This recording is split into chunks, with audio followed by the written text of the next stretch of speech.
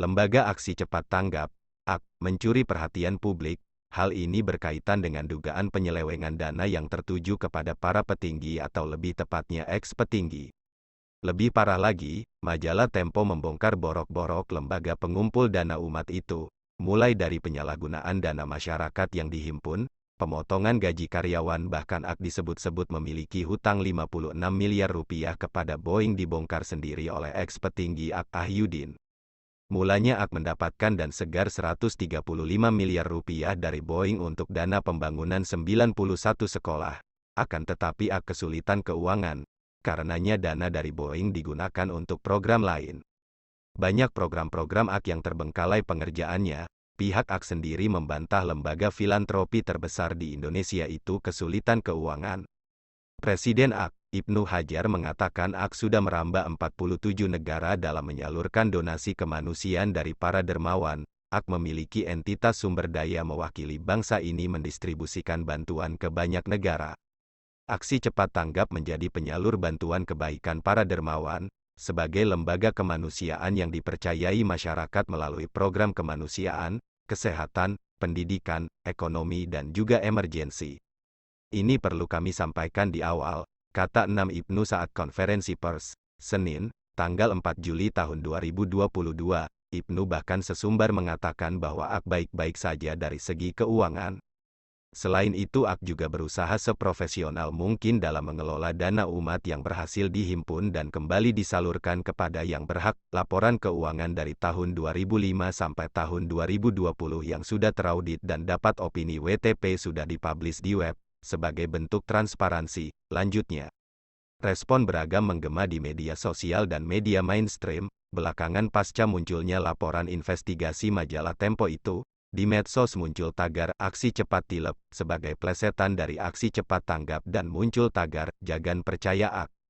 Di media massa lebih ramai lagi, anggota DPR RI, MUI hingga sejumlah aktivis ramai-ramai mengecam AK. Sebagian besar meminta AK diperiksa dan dilakukan audit mendalam, terkait dengan berbagai macam dugaan penyelewengan dana umat oleh petinggi AK itu. Wakil Ketua Umum Majelis Ulama Indonesia, MUI, Anwar Abbas angkat bicara.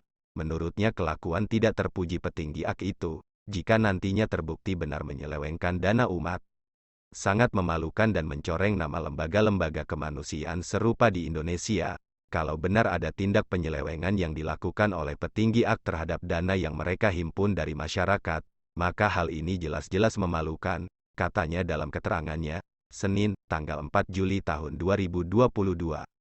Sementara itu, anggota DPR RI fraksi Partai Kebangkitan Bangsa, PKB, Maman Imanul Haq mengatakan heboh penyelewengan dana pada AK itu merupakan fenomena gunung es terhadap lembaga-lembaga yang mengatasnamakan kemanusiaan untuk menghimpun dana masyarakat.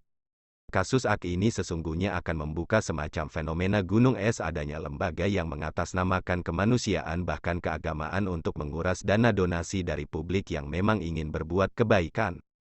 Bukannya disalurkan, dana-dana itu malah kemudian digunakan untuk kepentingan pribadi, kata anggota Komisi 8 DPR, Kiai Haji Maman Imanul Haq, Senin, tanggal 4 Juli tahun 2022. Sementara itu, aktivis dan mantan pimpinan KPK Laode M. Syarif berkicau di akun Twitter pribadinya. Laode meminta penegak hukum untuk segera bertindak melakukan pemeriksaan terhadap AK. Sebab tanggung jawab menjaga amanah umat harus diutamakan bagi lembaga kemanusiaan seperti AK itu agar tetap bisa dipercaya masyarakat. Yang mengelola dana masyarakat itu harus profesional, transparan dan akuntabel. Model seperti AK ini sudah akan sukar dipercaya oleh masyarakat, kicau Laode sebagaimana dikutip dari akun Twitter pribadinya, Senin, tanggal 4 Juli tahun 2022. Di lain pihak, Kepolisian Republik Indonesia melalui Bareskrim Polri turun tangan melakukan penyelidikan dan mengumpulkan data-data terkait dengan dugaan penyelewengan dana umat yang dilakukan oleh para petinggi AK itu. Info dari Bareskrim masih proses penyelidikan dulu, belum ada laporan, masih lidik pengumpulan bahan dan keterangan dulu, kata Kepala Divisi Humas Polri Dedi Prasetyo kepada wartawan. Lantas bagaimana dengan kelanjutan kiprah Yayasan Lembaga Kemanusiaan AK itu? Setelah berbagai masalah ini yang dialaminya, apakah akan kembali dipercaya umat atau justru akan berakhir di meja hijau? Tulis pendapat Anda di kolom komentar. Terima kasih sudah menonton.